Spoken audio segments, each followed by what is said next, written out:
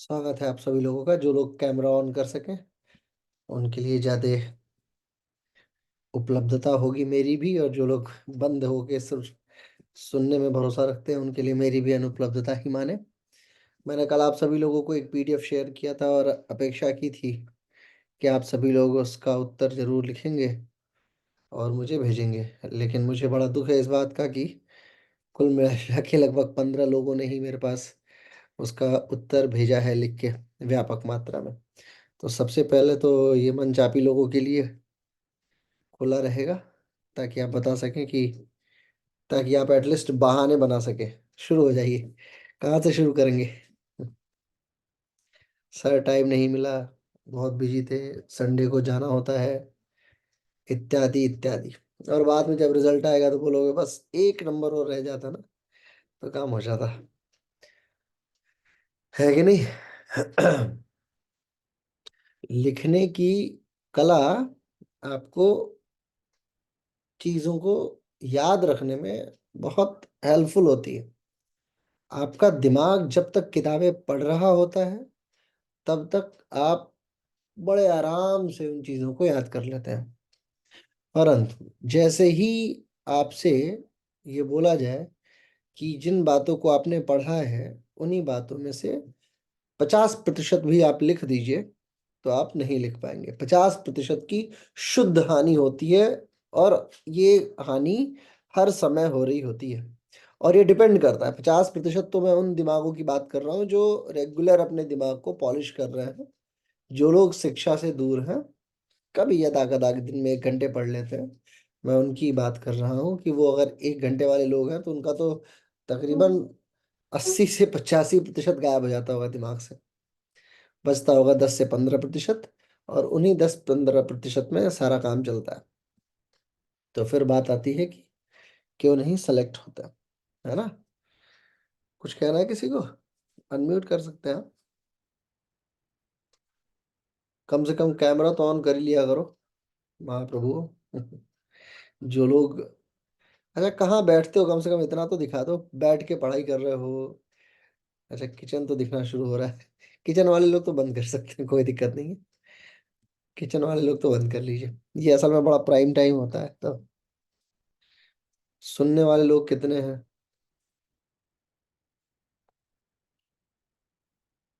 कुछ के ऊपर तो असर ही नहीं होता है।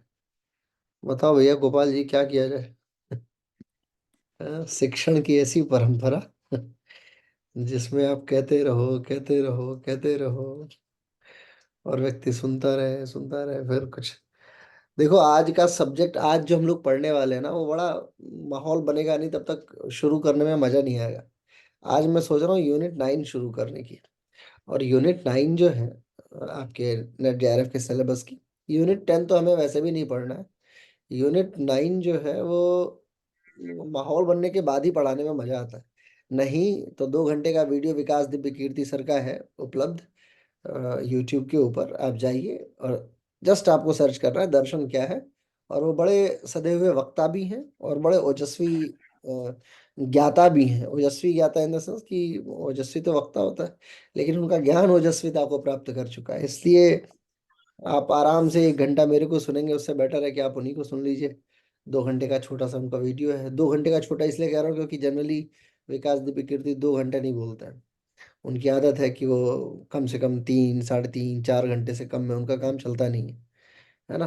तो 2 घंटे का छोटा सा ही वीडियो है उनके लिए। तो अगर आप चाहें तो वहां पे भी जाके उन्हें सुन के और स्वयं को कृतार्थ कर सकते हैं। दर्शन शास्त्र पे आपकी यूनिट 9 जो है वो इन्हीं विषयों पे संदर्भित है। ठीक है,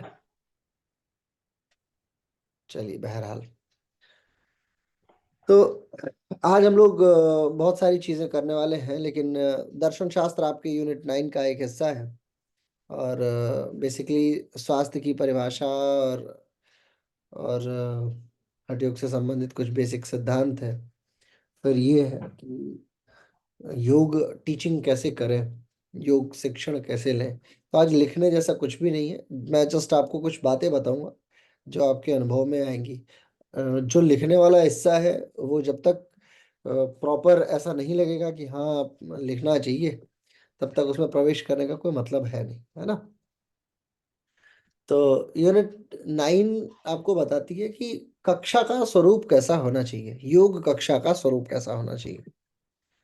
आज हम लोग डिस्कशन मोड में कक्षा करेंगे, आप लोग पेन डाउन कर सकते हैं। डिस्कशन इन द सेंस की हमें इन बातों पे बातचीत करनी होगी। जब आप बातचीत करेंगे तो आपके दिमाग में क्लैरिटी आ जाएगी, और जैसे ही क्लैरिटी आएगी फिर आप उससे संदर्भित किसी भी प्रश्न को बड़े आराम से टच कर सकते हैं, क्योंकि ये यूनिट 9 अनसर्टेन प्रश्न देती है। वो प्रश्न पूछ देगी कि कक्षा, योग कक्षा की शुरुआत, पिछले साल का पिछले सेशन का प्रश्न है, योग कक्षा की शुरुआत निम्न में से किससे की जाती है। बहुत जनरल सा प्रश्न है, ठीक है। प्राणायाम से, आसनों से, या अब मंत्र से, या क्या कहते हैं शांति पाठ से, किससे शुरू की जाती है। योग कक्षा जनरली किससे शुरू होती है। मंत्र से। मंत्र से। मंत्र मंत्र से। हाँ, अब मंत्र ये तो सभी जानते हैं कि मंत्र से होती है। क्यों? क्योंकि आपने जब पहली बार योग की कक्षा शुरू की होगी तो आपको मंत्र कराया गया होगा कि चलो हाथ जोड़ लो, मंत्र पढ़ते हैं और उसके बाद शुरू कर लेते हैं, है ना। लेकिन आखिर मंत्र ही क्यों? कोई इसका सर, उत्तर दे सकेगा? हम मंत्र। लोग जो हम्म। जब जो जितने भी स्टूडेंट्स होते हैं जो बाहर से आते हैं, हम्म। तो वो सब जो बाहर में जो जिन्होंने जो गैदर किया है, नेगेटिव पॉजिटिव जो भी गैदर किया है, उसको एक बार साइड हटा उनका ध्यान हमारे जो एनवायरनमेंट है हम्म। उसमें लाके, और जो हम प्रक्रिया करने वाले हैं उस पर ध्यान आ जाए कि वो जहाँ है, जिस सेंटर पे, योगा सेंटर पे, योग साधना केंद्र पे, जहाँ पे भी आए वहां पर एक बार वापस कंसंट्रेट हो जाए उस जगह पर, और वो सारी चीजें छूट जाए, और मंत्र एक जो है पॉजिटिव वाइब्रेशन क्रिएट करता है, ताकि जब वो आसन और क्रियाएं बाकी सारी चीजें करे, उनका ध्यान वहीं पर रहे। चलो मान लो आप इजराइल एकाग्र। में योगा करा रहे हो। ऊर्जा भी इजराइल। प्राप्त होती है, मंत्र अपन करते हैं तो हाँ, उससे मान लो इजराइल में योगा करा रहे हो, तो वहां पे तो पारसी लोग हैं, ठीक है। अब पारसी लोग ये तो जानते हैं कि आप हिंदू मंत्र बुलवा रहे हो, लेकिन वो नहीं बोले। इंडोनेशिया तो बाकी सारी चीजें इंडोनेशिया चलते हैं। इंडोनेशिया विश्व की सर्वाधिक मुस्लिम पॉपुलेशन वाली धरती है, सबसे ज्यादा मुस्लिम पॉपुलेशन है। और या वहाँ योग आप करा रहे हो, चलो दुबई लेते हैं, सऊदी अरेबिया ले लेते हैं। सऊदी अरेबिया में आप योगा करा रहे हो, योग की कक्षा शुरू होने वाली है, तो आपके पास ऑप्शन में है, मंत्र बचता है कि नहीं बचता है। सर ओमकार से शुरुआत तो कर ही सकते हैं अगर उनको मंत्र नहीं करने समझ का तो में। मंत्र से भी शुरू तो कर ही सकते हैं, मंत्र से भी कर लेंगे तो क्या ही कर लेगा। लेकिन मैं जनरल ये जानने में बड़ा दिलचस्पी रख रहा हूँ कि मंत्र ही क्यों। कंसंट्रेट कराने के लिए तो हम कुछ भी कर सकते हैं, ये बोल सकते हैं आंखें बंद कर लो, भावना करोगी, तुम्हारे पास ऊर्जा आ रही है और तुम जो है वापस योग की कक्षा में हो, हम ये बोल सकते हैं। भाई मंत्रास बड़ा इंपॉर्टेंट हिस्सा है। और सर मंत्र, योगा को स्पिरिचुअलिटी से भी लिंक करते हैं तो यही तो इसलिए गलती होती मंत्र। है। कहीं ये गलती तो नहीं हो रही? चलो यही तो गलती होती है, को चेंज करता हूँ मैं। कहीं ये गलती मंत्र तो नहीं हो की रही? बात है। सर, सर मंत्र मंत्रों से से सब एक रिलेट कर। पॉजिटिव वाइब्स क्रिएट हाँ होती है। तो पॉजिटिव वाइब्स क्या चीज है? सर, सकारात्मक ऊर्जा जब हम देखो मंत्र हिंदी का तो मैं भी उच्चारण जानता हूँ, करते हैं। हिंदी तो मैं भी जानता हूँ। मैं तो नहीं ये पूछ रहा हूँ कि तो मैं में दो। निहायती निगेटिव होके, खूब नकारात्मक हम्म। होके मैं योग कक्षा कर रहा हूँ, तो भी मेरे लिए नकारात्मकता ही सकारात्मकता है। जो सकारात्मकता आपकी है वो मेरे लिए सकारात्मकता हो ही नहीं सकती। क्यों?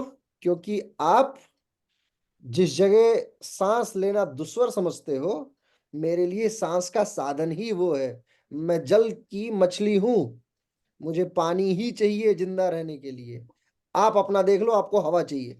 मैं नकारात्मक रह के ही कक्षा करने में सफल हूं, आप अपना देख लो, आपको सकारात्मकता चाहिए।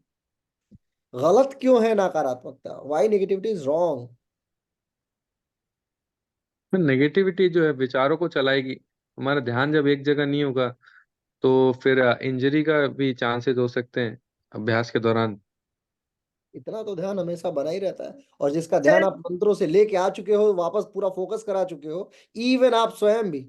आप ऐसा हो ही नहीं सकता कि 1 घंटे की कक्षा में आपका ध्यान 20 जगह ना भटके। सर और इतना भी निगेटिव नकारात्मकता नहीं से होता कोई सुन लो, इतना भी निगेटिव नहीं होता कोई कि आप उसके ध्यान को मतलब वो आराम से ताड़ासन करा रहा है और वो इतना निगेटिव या कुछ सोचने में चला गया कि वो गिर के बेहोश ही हो जाए, ये भी नहीं होता। सर नहीं, आसनों का मंत्र प्रभाव उतना अच्छा नहीं पड़ेगा जितना सकारात्मक ऊर्जा के साथ प्रभाव पड़ता है हमारी बॉडी पर। मैं वही तो जानने में दिलचस्पी रखता हूँ कि सर आपके लिए मंत्र आपके दिमाग में एक बात भरी गई है कि सांस लेनी है तो आपको पानी के बाहर ही रहना पड़ेगा, और ये बात आप लोगों ने बहुत बहुत पावरफुल तरीके से स्वीकार कर ली है। जब आपको ये बताया गया कि ऐसा नहीं है, सांस पानी के अंदर भी ली जा सकती है, तो आप मानने को तैयार ही नहीं थे। लेकिन जब आपको डुबोया गया समंदर के नीचे और दिखाया गया कि देखो, सबसे ज्यादा जो तुम्हारी ऑक्सीजन जा रही है बाहर, जिस सांस में, जिस एनवायरनमेंट में आप सांस ले रहे हो, एक्चुअली वो तो समुद्र के चक्कर में ही है। पेड़ से ज्यादा थोड़ी ऑक्सीजन आती है। ज्यादा ऑक्सीजन तो समुद्र के कारण ही आती है, शैवालों के कारण से आती है, अमीबा के कारण आती है। तो असली सांस तो समुद्र में चल रही है। इवन जीवन का निर्धारण भी समुद्र में ही पहले हुआ था, फिर बाहर निकले ना, तो फिर आपने हवा से सांस लेना शुरू किया। तो आपकी जो सकारात्मकता है वो तो क्षणिक है। जो सर्वाधिक है, 75% है पूरे ब्रह्मांड में, पूरे पृथ्वी पे, वो तो जल ही है। और जल के अंदर जो जीवन है वही ज्यादा सफल जीवन है। माने निगेटिविटी वर्सेस पॉजिटिविटी में निगेटिविटी तो ज्यादा हावी हो रही है, निगेटिविटी ज्यादा शानदार चीज है, नहीं? सर मंत्र करने का एक रीजन ये भी साइंटिफिक होता है कि अगर हम किसी दूसरे शब्द को हम बोले अगर, तो उसका इन्वायरमेंट के ऊपर प्रभाव कम पड़ता है, क्योंकि जो हम बात बोल रहे हैं वो डायरेक्ट इन्वायरमेंट में जा करके मेरे ब्रेन के ऊपर प्रभावित करता है। और मंत्र एक ऐसा है, जब हम मंत्र को चैंटिंग करते हैं तो न्यूरो ट्रांसमीटर हार्मोन्स का सिक्रेशन होता है, जो हमारे शरीर के लिए अच्छा होता है। दूसरी बात क्या है सर, कि योग का सृजन जो है, योग को उत्पन्न करने वाला या योग को बनाने वाला, योग का सृष्टि निर्माण करता स्वयं ईश्वर है। जो कि भगवान कृष्ण भी गीता में बोल चुके हैं कि मैं ही योग को उत्पन्न करने वाला, मैंने सबसे पहले विश्वान को ज्ञान दिया, मनु को दिया, इक्ष्वाकु को दिया। तो वहां से भी एक चल रहा है। और भगवान शिव ने भी माँ पार्वती को योग का पूरा सिद्धांत, योग का सारा सिस्टम उनको बताया। तो कि मंत्र एक वहां से एक रीजन हो जाता है कि जब ईश्वर के द्वारा ही योग को उत्पन्न किया गया, तो ईश्वर के द्वारा मंत्र भी उत्पन्न किया गया। क्योंकि बहुत सारे ऐसे मंत्र है, गायत्री मंत्र, महामृत्युंजय मंत्र, ये सिद्धि मंत्र है। और सिद्धि मंत्र होने के कारण इसका शरीर के ऊपर साइंटिफिक रीजन से भी प्रभाव पड़ता है, आध्यात्मिक रीजन से भी पड़ता है।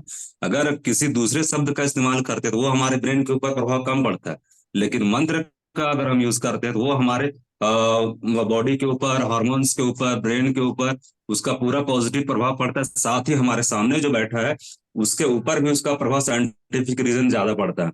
अभी सर अमेरिका में लीडेन यूनिवर्सिटी में भगवत गीता का पढ़ाई होता है।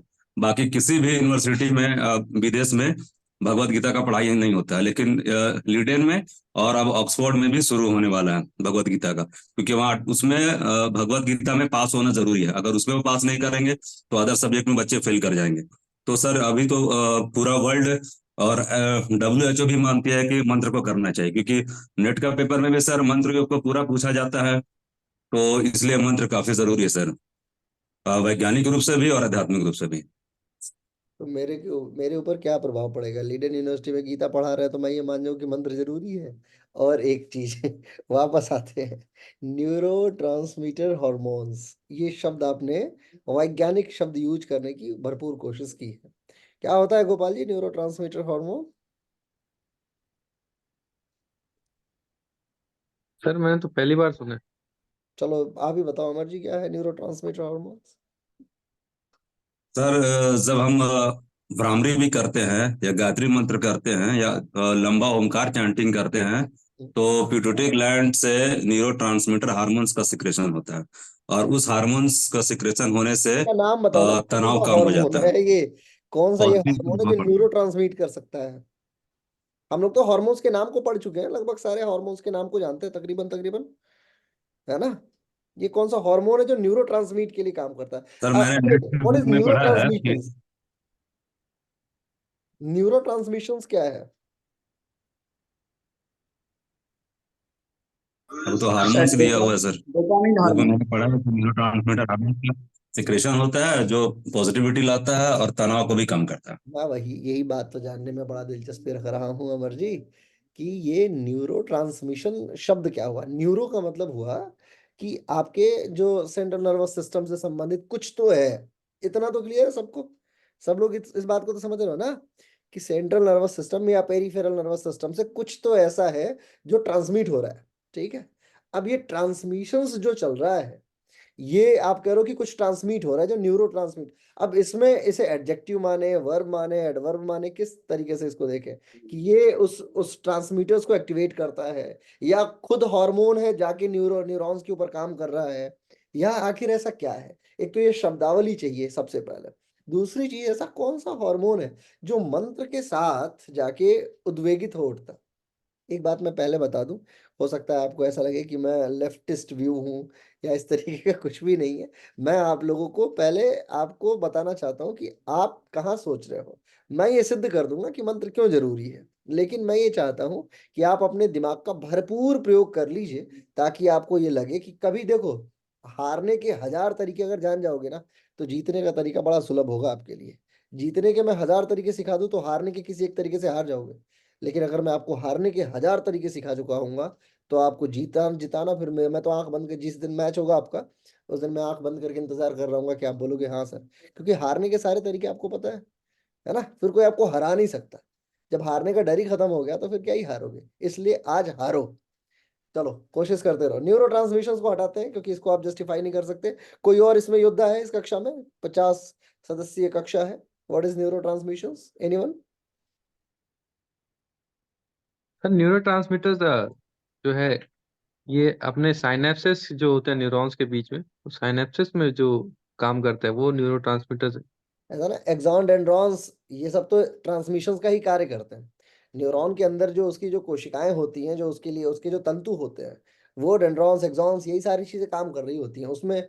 हमें लेकिन उसे एक्टिवेट कर सकने की क्षमता, मैं ये कहता हूँ, फोकस लगाने के लिए, जिस समय अभी गीता का उदाहरण दिया था इन्होंने कि गीता कई सारे मंत्रों का उच्चारण करती है। मैं ये जानने में बड़ा दिलचस्पी रखता हूँ कि जैसे फॉर एग्जाम्पल गायत्री मंत्र को ही ले लेते हैं, हालांकि ये बड़ा प्रचलित मंत्र है कक्षा में, कक्षा की शुरुआत करने कराने में, लेकिन गायत्री मंत्र के का स्वरूप, जिस स्वरूप में आप उसे स्वीकार कर रहे हैं, वो स्वरूप कितना प्रभावी है आपकी कक्षा के लिए।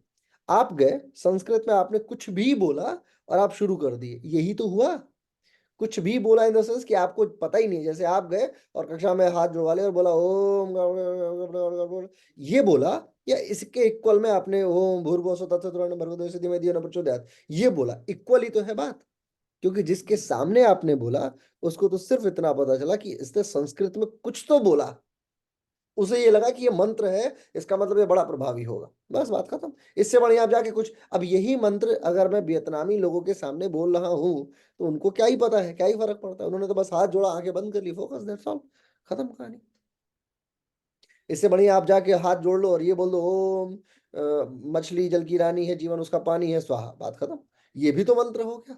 मंत्र में आखिर ऐसा क्या है कि वो मंत्र, इसी को मैं संस्कृत में बोल दूं, स गच्छति स पश्यति, बस हो गया, वो जाता है वो देखता है, स खादति वो खाता है, ये भी तो मंत्र हो जाना चाहिए था।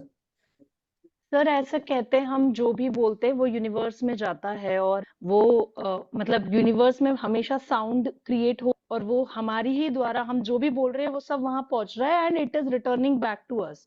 कहाँ पहुंच चाहे रहा हमें, सर यूनिवर्स में। है यूनिवर्स? कौन सा यूनिवर्स? को भी जस्टिफाई कीजिए ना। देखिए, यूनिवर्स इन द सेंस पृथ्वी, आपका सोलर सिस्टम, आपकी गैलेक्सी, मिल्की वे गैलेक्सी, या एर्नोमिडा जो सबसे बड़ी और सबसे दूर की गैलेक्सी देखी गई है, उसके बाद भी यूनिवर्स है।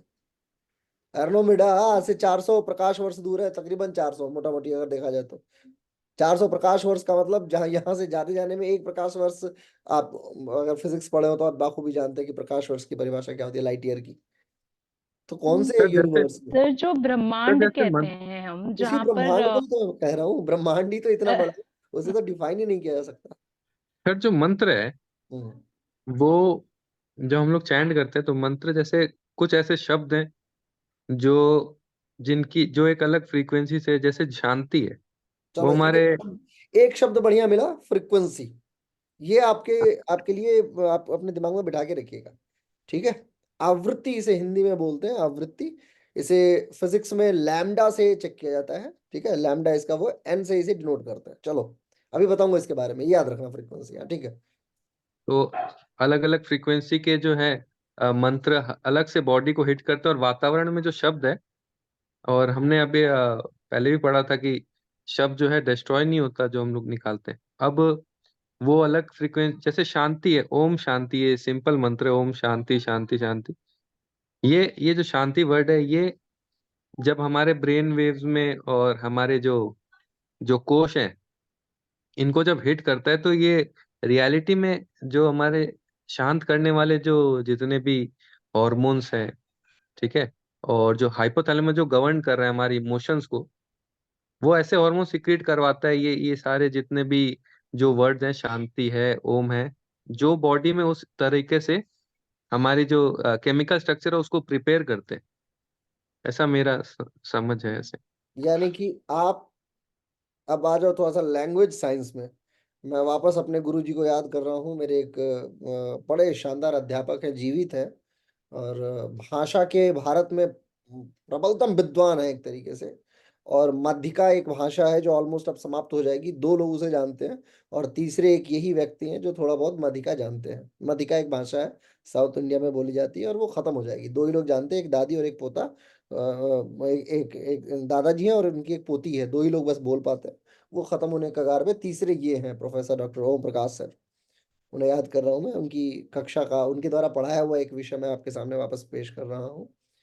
मुझे ये बताइए कि आपकी जो भाषा है, ठीक है, हिंदी भाषा, ठीक है, प्राकृत कह सकते हैं आप इसे, ब्राह्मी, जिसमें ब्राह्मी शब्दावली लिपि का उपयोग करते हुए आप लोग जिस लिपि में लिख रहे हैं, क्या इस विश्व की एकमात्र ऐसी भाषा है जिसमें एकमात्र ऐसा ये शब्द है शांति, जो सेम फ्रीक्वेंसी क्रिएट कर सकता है जो दुनिया के अन्य शब्द नहीं कर सकते हैं? Isn't it? आप यही तो कह रहे हैं। वो भाषा शैली जो अगर ऐतिहासिक रूप से यदि भाषा का विकास देखा जाए, तो भाषा के विकास के साथ, जो कि पहले इवन बुद्ध तक, बुद्ध का मतलब हो गया 383 खत्म, 383 ईसा पूर्व में जब बुद्ध समाप्त हो रहे हैं, उसके आसपास में जब अजात शत्रु के साथ में मीटिंग हो रही है, उनकी पहली महासभा लग रही है, वहां पे पाली भाषा के विषय में बात की जा रही है। अर्धमागधी भाषा की बात जैनी करते हैं, जैनियों तक तो ये शब्दावली है ही नहीं, शांति शांति या हिंदी, जो हिंदी शब्द है, ठीक है, जो बेसिकली गांधार या फारस के तरफ से आती हुई भाषा है, उस शब्दावली में आप कह रहे हैं कि एक शब्द है शांति जो मस्तिष्क के ऊपर समथिंग क्रिएट कर रहा है, कुछ तो क्रिएट कर रहा है, जिसे आप जस्टिफाई नहीं कर रहा, बट स्टिल मैं स्वीकार करता हूँ। थोड़ा बहुत इसको मिक्स मैच कर रहा हूँ मैं, मतलब भाषा वगैरह को, लेकिन बट स्टिल मैं ये जानने में बड़ा इंटरेस्ट रख रहा हूँ कि क्या दुनिया की कोई और भाषा नहीं है जो इस तरीके के शब्दों का अनुसरण करती हो? सर लेकिन अगर शांति की जगह हम लोग पीस बोलते हैं, अब ये तो मैन मेड भाषा है ना, ये ये हमारे और हिंदी जो है वो गॉड गिफ्टेड भाषा है, संस्कृत। नहीं, संस्कृत संस्कृत गॉड गिफ्टेड है, और शांति इसके ही साथ जो तो है ये। फारसी, फारसी जो है वो भी गॉड गिफ्टेड है। जिंद सर, अवस्था में सर लिखी मैं गई, इसमें एक जिंद चीज बोलना अवस्था का चाहती नाम हूँ। सुना आप लोगों ने? जिंद अवस्था पारसियों का जो है वो पूरा पूरा पुस्तक है।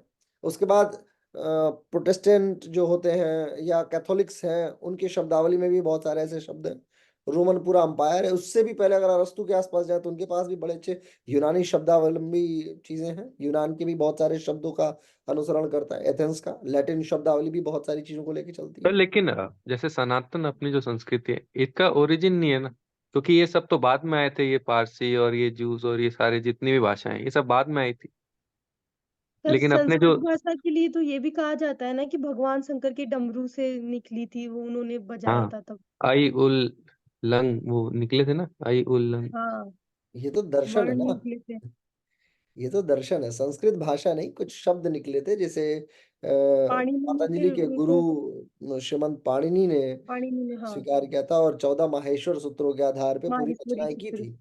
माहेश्वर सूत्र, उन्हीं 14 माहेश्वर सूत्रों की आप कल्पना कर रहे हैं, उसी के आधार पे पूरा व्याकरण बनता है। That is a different thing.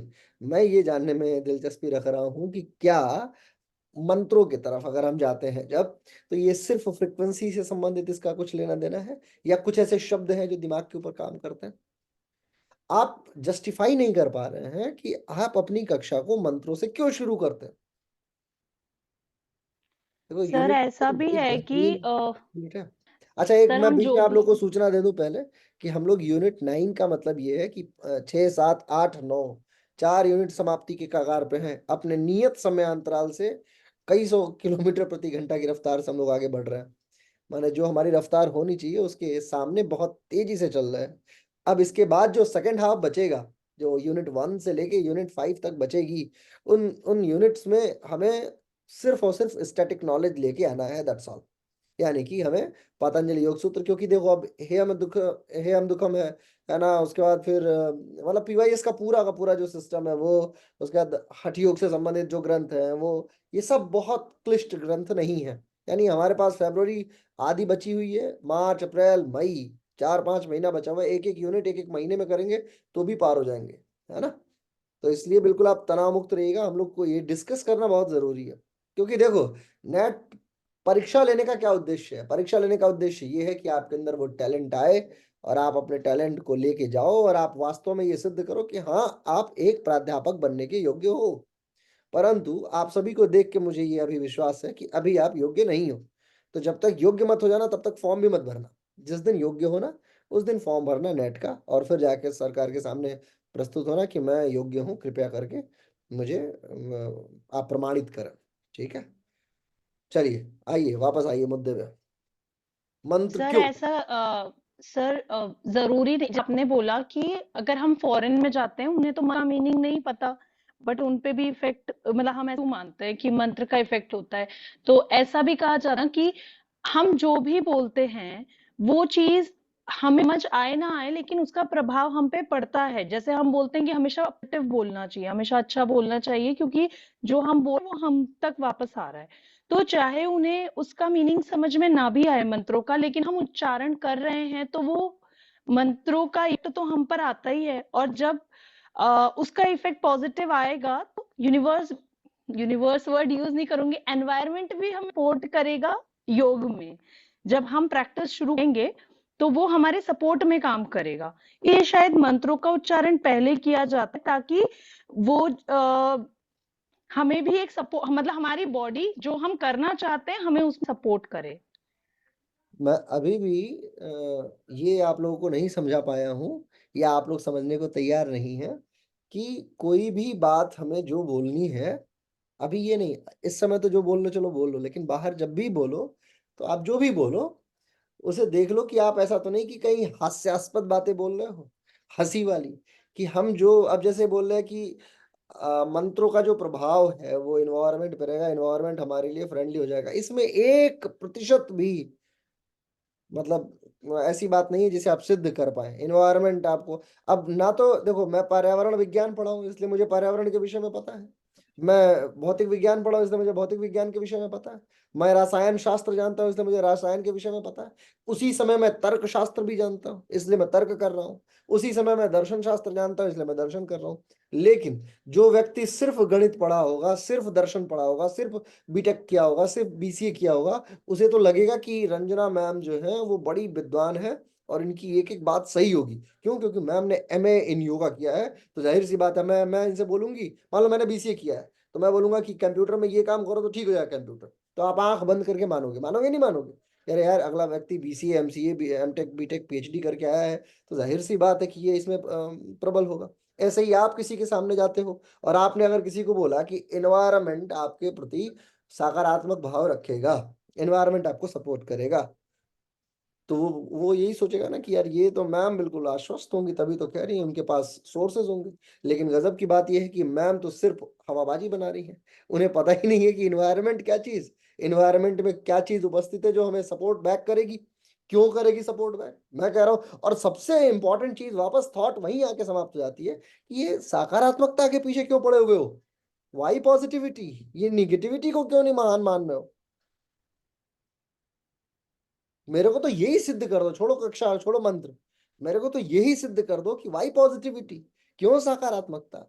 आप जो है, चलो मान लो आप जो है वो एक कीड़ा जो गुलाब के फूल में पड़ा हुआ है, उसके लिए तो खुशबू ही सबसे अच्छी चीज है ना। इसके हिसाब से तो खुशबू का मतलब, कीड़ा होने का मतलब ही खुशबू है। लेकिन एक कीड़ा जो नाबदान में है उसके लिए तो गुलाब का फूल वो नाबदान ही है। वो तो उसी में उसके लिए सारी सकारात्मकता नकारात्मकता उसका नापदान ही है। वो गंदा पानी ही उसके लिए अच्छी उचित वातावरण को क्रिएट कर रहा है ना। उसे अगर गुलाब के फूल में डालोगे तो उसके लिए उससे नाहक नकारात्मकता क्या होगी? नाली के कीड़े को अगर आप गुलाब के फूल में डाल दोगे तो मर जाएगा कि नहीं मरेगा? वो तुरंत मर जाएगा, इतनी खुशबू बर्दाश्त नहीं कर पाएगा। उसे लगेगा हे भगवान, ये कौन सी निगेटिविटी में मुझे लाके डाल दिया गया। तो कौन सी निगेटिविटी की बात कर रहे हैं आप? अपनी वाली निगेटिविटी पॉजिटिविटी, या वो पॉजिटिविटी जो मेरे लिए पॉजिटिव है वही आपके लिए पॉजिटिव है? मेरी पॉजिटिविटी की डेफिनेशन अलग है, मेरे लिए चीजें अलग है। मेरे लिए मेरा ईश्वर हो सकता है अलग हो सकता है आपका मंत्र आपके लिए अच्छे तरीके से काम करे। तो लेकिन मैं मंत्र बोलता हूँ, ओम ऐं ह्रीं क्लीं चामुंडाय बिच्चे ओम ग्लूं हुं क्लीं जुं सः ज्वाले ज्वाले।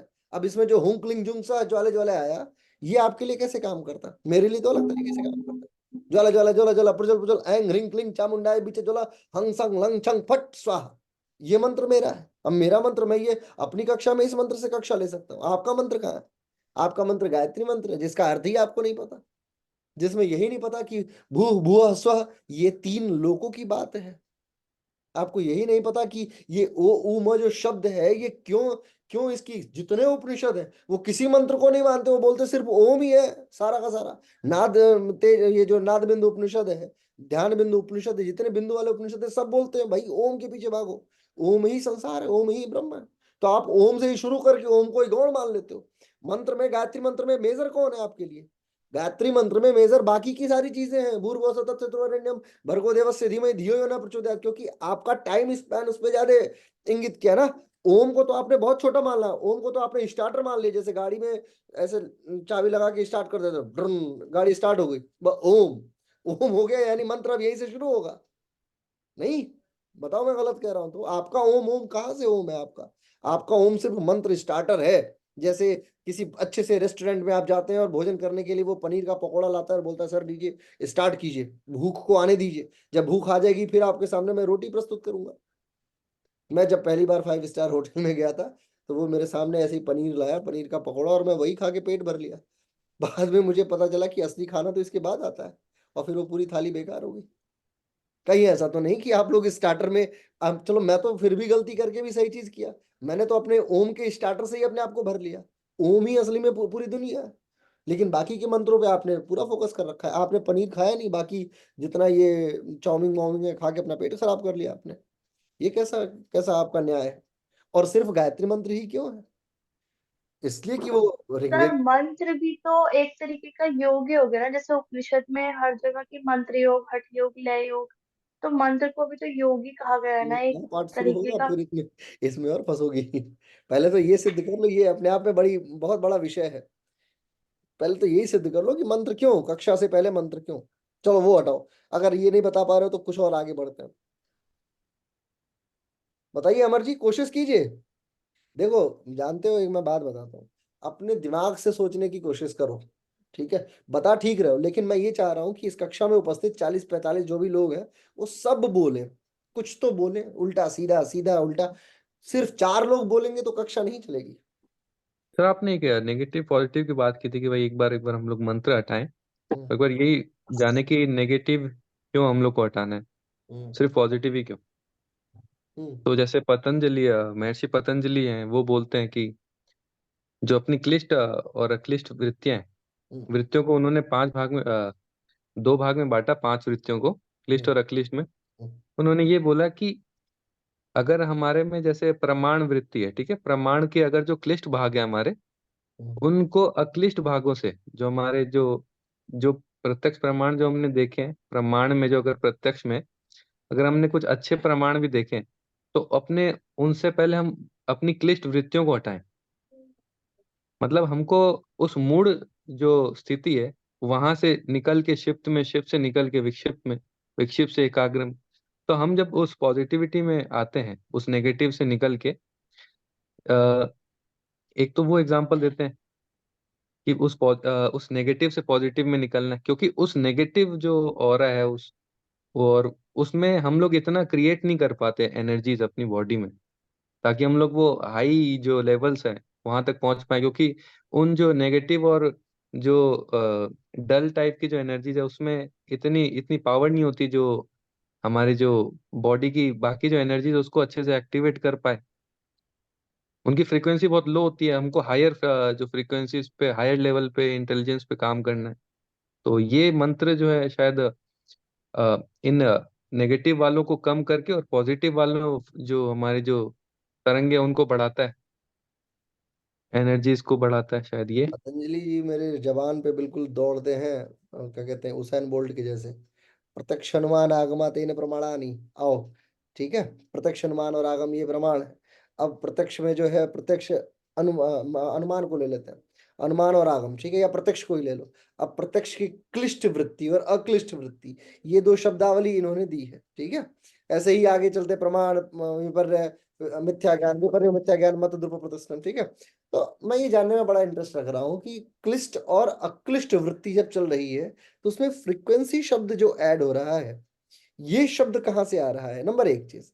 दूसरी चीज ये है कि क्या सिर्फ प्रमाण, विपर्य, विकल्प, निद्रा और स्मृति ही क्लिष्ट और अक्लिष्ट होंगी, या इनके बच्चे भी क्लिष्ट अक्लिष्ट होंगे? यानी कि प्रमाण का जो है प्रत्यक्ष, अनुमान और आगम, क्या है, क्या कहते हैं, विपर्य का मिथ्या ज्ञान जो है, ये भी क्लिष्ट और अक्लिष्ट होगा, बिल्कुल होगा। बिल्कुल सर, मिथ्या ज्ञान भी हाँ क्लिष्ट अक्लिष्ट होगा, और ये प्रत्यक्ष अनुमान और आगम ये भी क्लिष्ट और अक्लिष्ट होंगे। हाँ हाँ, सिद्ध तो करेंगे, हाँ, कोई सिद्ध करेगा, दूसरा कोई सिद्ध करेगा। पहले ये इत्तेफाक रखते हो कि क्लिष्ट और अक्लिष्ट होगा कि नहीं होगा? मिथ्या होगा सर। ज्ञान को सिद्ध करना है आपको कि क्लिष्ट है कि अक्लिष्ट है। हम्म। हम्म। कोई और सिद्ध करेगा पहले? अमर जी?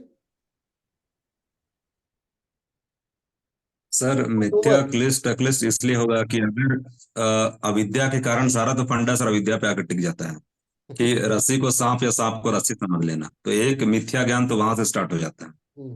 कि आप उसको किस तरह से, आप उसको सही साइंटिफिक तरीके से या फिर दर्शन के माध्यम से भी उसको हम कैसे उन वृत्तियों को दूर करें। तो उसके लिए सर सबसे पहले तो उसमें ईश्वर प्रणिधान की बात भी किया गया है, या अष्टांग योग मैं का इस्तेमाल करते हैं, मैं ये जानने में दिलचस्पी या रखता हूँ, प्रणव का इस्तेमाल करते हैं। सुनिए प्रणव, मैं ये जानने में दिलचस्पी रखता हूँ कि मैं मिथ्या ज्ञान को, मैं क्यों उसे हटाऊं, मैं क्यों ना उसे रख के ईश्वर को प्राप्त कर लूं? क्या मैं मिथ्या ज्ञान को अपने अंदर सर रख, जब तक हम अविद्या ज्ञान को नहीं हटाएंगे, जब तक कौन हम से अविद्या ज्ञान को नहीं पतंजलि हटाएंगे के विद्या के मार्ग से माध्यम से। समाधि प्राप्त करने के लिए, अमर जी, पतंजलि के मार्ग से समाधि प्राप्त करने के लिए आपके लिए मिथ्या ज्ञान को हटाया जाना आवश्यक है। परंतु भक्ति मार्ग से मिथ्या ज्ञान का कोई लेना देना नहीं है। भक्ति में तो सिर्फ भक्ति है, भक्ति योग तो ये स्वीकार ही नहीं कर सकता अंटिल आप पूर्णतया मिथ्या ज्ञान पे मत फोकस करो। आप पूरी तरह मिथ्यक बन जाओ, जितना मिथ्यक बनोगे उतना ज्यादा लाभकारी है आपके लिए। आपको तो सिर्फ ईश्वर की शरण में, हनुमान क्या है, हनुमान अपने मिथ्या ज्ञान का भरपूर प्रयोग करते हैं। उन्हें कुछ लेना देना नहीं है कि ये सत्य ज्ञान है या मिथ्या ज्ञान है। उनसे बोल दिया ये करो तो करना ही करना है, मेरे को लेना देना ही नहीं है। ये ज्ञान है कि मिथ्या ज्ञान है कि सच ज्ञान है, इससे या ये क्लिष्ट वृत्ति है कि अक्लिष्ट वृत्ति है, मेरे को लेना देना नहीं है। मैं तो उनका राम का शिष्य हूँ, सेवक हूँ, बात खत्म। मेरा तो पूरा का पूरा फोकस इस पे ही है। तो मैं आपको, या तो आप ये स्वीकार करो कि आप सिर्फ अष्टांगी हो, तब तो मैं मान लूंगा कि आपका मिथ्या ज्ञान आवश्यक है। लेकिन यदि आपने ये कहा कि आप योग के शिक्षक हो या योग के आचार्य हो, तो मैं, और आपने अष्टांग को नहीं माना कि आप सिर्फ अष्टांगी नहीं हो, और यदि आपने कह दिया कि आप सारे योग को कराते हो, तो मैं नहीं स्वीकार करूंगा आपकी इस बात को। मिथ्या ज्ञान को क्यों हटाऊं मैं? क्यों मेरे लिए विपर्य बाधक बनेगा मेरे समाधि के लिए? अष्टांगा मेरे को करना ही नहीं है, मैं अष्टांगा छोड़ रहा हूं। अष्टांगा के पार में बताओ, और आप योग की कक्षा में सिर्फ अष्टांगी तो हो नहीं। कोई है ऐसा जो हाथ उठा के बोल दे मैं सिर्फ अष्टांगी हूं? मेरा एक मित्र इक्वाडोर का बहुत प्रबल अष्टांगी है, डेनिस, कभी मेरे यूट्यूब पे देखना, उसका एक लेक्चर होगा, समझे? वो बोलता मैं अष्टांगी हूँ। उसके साथ मेरी तकरीबन 4.5 घंटे की चर्चा चली, और उसके बाद उसने हाथ जोड़ के स्वीकार कर लिया कि मैं अष्टांगी ही हूँ, मैं कुछ और नहीं हूं। और उससे कभी भी पूछना तो वो यही बोलेगा कि मैं प्योर अष्टांगी, वो ये नहीं बोलेगा मैं योगी, मैं योगा टीचर, मैं योगा स्कॉलर, स्टूडेंट, सीकर, वो ये नहीं बोलेगा। वो बोलेगा मैं अष्टांगी, शुद्ध अष्टांगी। और कौन सी अष्टांगी है? ये भी तो है, अष्टांगी कई तो है, 8 अंगों वाले अष्टांगी। और कौन से 8 अंग की बात करते हो? दृष्टि, संकल्प, वाणी, कर्मांत, आजीव, व्यायाम, स्मृति, समाधि, बुद्ध वाली, या अहिंसा, सत्य, आस्ते, ब्रह्मचर्य, अपरिग्रह वाली, आप वाली जिसके आप अष्टांगी हो? या अष्टांग, 8 अंग के भी तो कई सारे, या वो वाला अष्टांगी जिसको आप योगा में करा दे तो प्रैक्टिकल में जाके। आज हम लोग अष्टांगा प्राइमरी सीरीज करेंगे, वो वाली अष्टांगी। अष्टांगियों का भी तो प्रकार बढ़ चुका है। धीरेन्द्र ब्रह्मचारी जी की आत्मा आज सुन रही होगी, बोल रही होगी कि आज तो इन बच्चों ने अलग ही माहौल बना रखा है। सर महर्षि पतंजलि ने विवेक ज्ञान का भी तो सर इस्तेमाल किया है कि विवेक ज्ञान के द्वारा आप सारे को दूर कर, सारे प्रॉब्लम को दूर कर सकते हो। विवेक ज्ञान की तो सर उसमें तो महर्षि पतंजलि ने तो उसका वर्णन भी किया है कि आप सभी हाँ समस्या का समाधान विवेक ज्ञान के द्वारा कर सकते हैं। तो हाँ, सर तो निर्भीक हाँ समाधि, वही सभी समाधि, निर्भीक समाधि विवेक ज्ञान के द्वारा महर्षि तो वो तो पतंजलि समाप्ति हो ने, जाएंगे, सत रजतम तीनों समाप्त हो जाएंगे। नहीं महर्षि पतंजलि ने ये सारी बातें स्वीकार की हैं, लेकिन इन सारी स्वीकार्यता में उन्होंने ये कहीं अनिवार्यता नहीं दिखाई है कि मंत्र पढ़ो और फिर योगा शुरू करो।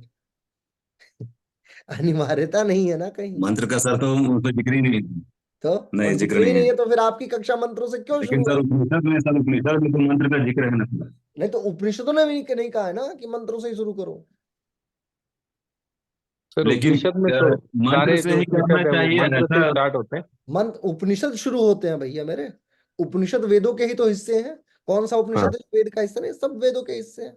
तो जाहिर सी बात है वेद कोई भी शुरू होगा तो वो मंत्रों से ही शुरू होगा। दोनों लेखनी तो कोई भी शुरू करोगे तो मंत्रों से ही शुरू होनी है। और वो मंत्र जिस मंत्रों से सर आप ही उपनिषद बता होता दीजिए आप। है, जिस मंत्रों से शुरू होता है उपनिषद, उन मंत्रों को तो आप बोल ही नहीं रहे हो कक्षा में।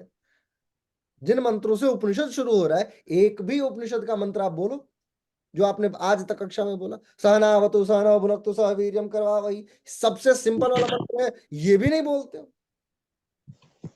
नहीं सर ये बोलते हैं सर, क्लास में ये बोलते हैं सर। सर ये भी बोलते हाँ हैं सर, पूर्णमदः पूर्णमिदं एवरीडे पूर्णात्, ये क्लास भी में हाँ, सर ये मंत्र पूर्णमदः होता है। पूर्णमिदं पूर्णात् पूर्णमुदच्यते पूर्णस्य पूर्णमादाय पूर्णमेवावशिष्यते। जो पूर्ण है, पूर्णता, इसको सुधांशु त्रिवेदी ने बड़ा अच्छा डिस्क्राइब किया राजनीतिक परिप्रेक्ष्य में। बोला कि जो पूर्ण है उस पूर्णता, पूर्णमदः पूर्णमिदं, जो पूर्णता के पूर्ण में उपस्थित है, उस पूर्णता से में भी जो अपूर्ण है। ऐसे ऐसे कुछ करके उन्होंने अपनी परिभाषा राजनीतिक बताई है, मुझे नहीं ध्यान है उनका। लेकिन स्टिल बात तो ये है कि जो पूर्णता का प्रतीक है उस ईश्वर को मैं याद कर रहा हूँ। चलो ठीक है, याद कर रहा हूँ, तो ये कक्षा में कैसे प्रभावी हो गया? कक्षा के लिए क्यों जरूरी हो सर गया? सर मैं कुछ कहना चाहती हूँ। प्लीज प्लीज प्लीज, बहुत देरी से मैं चाह रहा हूँ कि सब लोग बोले, है ना? सर ऐसे है कि जब साधक हमारे पास आता है योग कक्षा शुरू होने से पहले, तो उसके मन में बहुत सारी उथल पुथल एक प्रकार से होती है, इसलिए शायद बहुत जगह वो योग को इसलिए अपनाना चाहते हैं। लेकिन जब हम प्रार्थना शुरू करते हैं, ओम चैंटिंग करते हैं, उससे शरीर का जो पैरासिम्पैथेटिक जो नर्वस सिस्टम होता है वो एक्टिवेट होता है। इससे पहले वो शांत डीएक्टिवेट होते रहता हैं। है। आज जी। नेशनल इक्लिप्सी डे भी है। पैरासिम्पैथेटिक नर्वस सिस्टम जो है वो पहले, उसके पहले डीएक्टिवेट रहता है, तभी वो एक्टिवेट हुआ। एक चीज। और दूसरी चीज कि एक मेरे पास एक फोन आया कि सर अगले महीने के बाद में, यानी अप्रैल महीने में, अप्रैल मई के महीने में मेरी शादी है और मुझे शरीर से वजन घटाना है, और मेरे फ्रेंड ने बताया है कि योगा से ही घट सकता है, कृपया करके मेरी सहायता करें, है ना? मैंने सुना है कि आपका संस्थान नोएडा का सर्वाधिक उत्तम संस्थान है और आप लोग ये काम कर सकते हैं। हमने बोला जरूर कर सकते हैं। हाँ अवश्य। अब मैं उसे क्या साधक बताऊं? मैंने बोला कि आओ मंत्र उसकी भी कक्षा अगर कोई आप लोग को मैं दे दूं तो आप उसकी भी कक्षा मंत्र से ही शुरू करोगे? नहीं करोगे? जी सर। उसकी भी कक्षा जाके बोलोगे चलो फिर तो हाथ जोड़ लो, मेंटली पहले ईश्वर का प्रिपेयर ध्यान करते करो। हैं उसका उद्देश्य ही नहीं है समाधि प्राप्त करना। उसका उद्देश्य है कि शादी से पहले 20 किलो वजन घटे और उसके बाद उसको वो शादी दोनों का का लहंगा ठीक आए और वो प्रवेश लाभ करे विवाह मिले। के मंडप में। उद्देश्य देखो, ऐसे पवित्र उद्देश्य में आप अपना दर्शन घुसेड़े घुसेड़ने के लिए तैयार बैठे हो कि चलो मंत्र जपो, ईश्वर को याद करो, समाधि की तरफ अग्रसर हो जाओ, यही हमारा काम है। आप तो गाइडेड मिसाइल हो। जैसे आपको बोल दिया कि जाओ और उधर ही फायर करना, एक ही फायरमेंट आपके अंदर भरा है, सॉफ्टवेयर ही गलत इंस्टॉल है। आपके फोन में मान लो आपने नंबर लगाया कि 1 2 3 4 5 6 लगाओ, फोन लगाना है, मेरे को फोन लगाना है। आपने 88264767 लगाया, मेरे को फोन लगाया, और वो फोन आपका बार बार आपके पापा को फोन लगा रहा है। कैसा लगेगा आपको? आप अपने फोन को उठा के पटक के फेंक दोगे, बोलोगे अरे बेवकूफ, मेरे को किसी और को फोन लगाना है, तू बार बार मेरे पापा को फोन क्यों लगा देना फोन? नहीं, सर तो वैसे ही सॉफ्टवेयर से। सर जैसे स्टार्टिंग में अगर मंत्र या उच्चारण करवाते हैं तो सर वो साधक फोकस भी हो जाता है ना, तो उसको आसन का पूरा पूरा लाभ मिलता है। अगर उसको उसके मन में इधर उधर सवाल होंगे तो नहीं वो कैसे नहीं, फोकस नहीं कर पाएगा। साधक को अभी, जैसे मैं बताता हूँ आपको, जीन्स पैंट पहन लूं मैं और एक चश्मा लगा लूं और मेरे बड़े बाल हैं, बड़े केश हैं, मैं उनको खोल लूं और उसके बाद एक फटी हुई जीन्स जो होती है, जो हल्की फुल्की फटी होती है, वो पहन लूं और साधक के पास चला जाऊं कि बोलूं कि चलिए आइए मैं आपको आज योग कराऊंगा, टुडे विल स्टार्ट योगा, तो उसे लगेगा ये कौन आदमी है, साधक। और वहीं पे मैं एक टीका लगा लूं, आप देख ही रहे हैं बाल वगैरह सब बड़ा है, बांध लूं इसे, कुर्ता पहनूं और मैं सिर्फ पहुंच जाऊं और मैं फिर बोलूं कि टुडे विल स्टार्ट योगा। इन दोनों परिस्थितियों में साधक जो है वो मेरे दूसरे रूप से ज्यादा प्रभावी हो जाएगा। मैं बेशक मंत्र ना बोलूं, लेकिन उसे लगेगा कि यही असली आदमी है जो मेरा काम पूर्ण कर सकता है। और वो जीन्स में अगर मैं जाऊंगा ना तो वो कभी स्वीकार नहीं कर सकता मुझे। हाँ बराबर। बाधा समझिए, बाधा, उद्देश्य समझिए, नीतियां समझिए, किस लिए आप जा रहे हैं योग की कक्षा लेने, योग की कक्षा की डिजाइनिंग क्या होती है, कैसे रोल्स डिसाइड करते हैं, रिस्पॉन्सिबिलिटी कैसे तय करें, योग कक्षा मंत्रों से क्यों शुरू होती है, आखिर मंत्र योग क्यों नहीं हो जाता है फिर पूरे में, घूम फिर के कभी अष्टांगा आ रहा है, कभी हठ योग के आसन आ रहे हैं, कर क्या रहे हैं आप। और कितने आसनों का नाम आपको दिया है किताबों ने, किताबों ने तो बांट रखा है आपको। वो सब छोड़ो, हठ योग प्रदीपिका और घिरंड संहिता में आप उसमें मतैक्यता नहीं है। हठ योग प्रदीपिका सेम विषय को कहती है ऐसे करो, घिरंड संहिता कहती है नहीं नहीं नहीं नहीं नहीं, वो तो मुझे उनका नहीं पता, तुम मेरा सुनो। यानी कि दो विश्वविद्यालय अलग अलग बातों का वर्णन कर रहे हैं क्या, स्कूल ऑफ सर थॉट एक ही है। सर साधक का जो चाहता है उसके अकॉर्डिंग फिर हमको बार बार चेंज करना पड़ता है ना। अगर आपने जैसे कहा उसको वेट लॉस के लिए आना है तो हमको फिर हठ योग को अपनाना पड़ेगा। अगर वो मेंटल पीस या ऐसे चाहता है तो उसको मंत्र योग। अभी तो हमको इन सब फिर ऐसा का विषय है जिस विषय पे बड़ी चर्चा हो जाएगी, हठ योग को अपनाना पड़ेगा। हठ योग में क्या अपना रहे हैं आप, हठ सर योग सर अष्टांग में क्या अपने, चलो चलो मान लो हठ योग आपने अपना लिया, अब साधक को चाहिए अष्टांग योग, अष्टांग में क्या अपना रहे हो आप, उसको अहिंसा सिखा रहे हो, आप उसको सत्य सिखा रहे हो, खुद झूठ बोल के जा रहे हो कि अरे सर 5 मिनट लेट हो गया, रास्ते में सिखा ट्रैफिक सकते बहुत हैं ना था। सर, वो भी बता सकते हैं कि यम नियम का पालन करने को कहा है महर्षि पतंजलि ने। ये भी उनको ज्ञान दे सकते हैं। तो टेम्प्रोरी तो देखिए करने को तो फिर सब कुछ टेम्प्रोरी तो चल ही रहा है। मैं तो ये जानने में बड़ी दिलचस्पी रखता हूँ आप सभी लोगों से कि अगर मोहम्मद उमर को बोल दिया जाए कि मंत्र पढ़ो और ये बोल दे कि मैं नहीं पढ़ूंगा, आपकी कक्षा में एक लड़का है, ठीक है, क्यों भाई मोहम्मद उमर, तुमसे अगर बोला जाए कि तुम जो है आयत पढ़ाओ सबको यहाँ पे योग कक्षा शुरू करने से पहले, कोई भी आदमी आयत नहीं पढ़ेगा, सीधी सी बात। उसे लगेगा कि ये क्या है, ये थोड़ी है, ऐसा थोड़ी चल रहा है, इस्लामिज्म थोड़ी चल रहा है यहाँ पे। या फिर अगर और बाकी सब तुमको बोले कि तुम मंत्र पढ़ के तुम बोलोगे ऐसा थोड़ी होता है, मेरे धर्म में तो ये चीजें सिखाई नहीं गई। चीजें देखो, ऐसा कॉन्सेप्ट ऐसा रखो। देखो हमारे मतलब हम लोग की संस्था के एक बड़े अच्छे वरिष्ठ व्यक्ति हैं, डॉक्टर महबूब कुरैशी, वो मुस्लिम राष्ट्रीय मंच के अध्यक्ष हैं। और वो क्या करते हैं वो अभी आए हुए थे गाजियाबाद में, तो वो अपना पूरा बढ़िया शानदार योगा कराते हैं बिल्कुल मंत्रों के साथ में। क्यों करा सकते हैं और क्यों मुस्लिम राष्ट्रीय मंच कर रहा है, क्यों, क्योंकि वो उसे जस्टिफाई करा पा रहे हैं। आप में से मैं किसी को बोल दूं कि आप अपने को छोड़ के खुद को तो जस्टिफाई नहीं कर पा रहे हैं, आप दूसरे को क्या जस्टिफाई करेंगे। इवन आपने आज तक ये जानने की कोशिश नहीं की कि कक्षा में मंत्रों की शुरुआत क्यों की जाए। यूनिट 9 का बहुत बड़ा हिस्सा ये है। लास्ट सेक्शन आप जाके पढ़िएगा, आपको दिखेगा क्लास कैसे डिजाइन करें, रोल्स ऑफ अ टीचर, है ना, कैसे क्या क्या रोल्स होना चाहिए, कैसे कैसे कक्षाएं शुरू होती हैं। मंत्र की परिभाषा ही ये है, मनानाथ त्रायेत इति मंत्रः, उसकी परिभाषा ही ये है, जो मन का त्राण कर दे वही मंत्र होता है। अब बात आती है फ्रीक्वेंसीज की। एक शब्द यूज किया था किसी ने, बहुत शानदार शब्द है, फ्रीक्वेंसी को एंगस्ट्रॉम में चेक किया जाता है और बड़े आराम से चेक किया जा सकता है। कुछ ऐसी फ्रीक्वेंसीज होती हैं जिन आधार पे मार्कोनी एक वैज्ञानिक हुए हैं जिन्होंने रिसर्च करा और उन्होंने देखा कि मार्कोनी वेव्स आती हैं, जिसे रेडियो तरंगे भी आप बोलते हैं। रेडियो तरंगे जो है यहाँ पे चल रही हैं, यदि मैं 93.4 लगाऊंगा फ्रीक्वेंसी पे, अगर अपने रेडियो को सेट करूंगा तो रेड एफएम मेरा रेडियो पकड़ लेगा। यदि मैं 92.8 करूंगा तो हो सकता है बिग एफएम पकड़ ले, 91.6 करूंगा तो हो सकता है रेडियो मिर्ची पकड़ ले, ऐसे करके कुछ ना कुछ तो पकड़ता ही रहेगा। फ्रीक्वेंसी में थोड़ा सा परिवर्तन होता है और इस ब्रह्मांड के शब्द जो है वो तुरंत आपके कंप्यूटर में, आपके रेडियो में स्टार्ट होने की क्षमता है। ब्रह्मांड का शब्द से मतलब ये नहीं अखिल ब्रह्मांड की एनोमिडा गैलेक्सी तक आप पहुंच रहे हो, अर्नोमिडा गैलेक्सी तक पहुंच रहे हो, नहीं।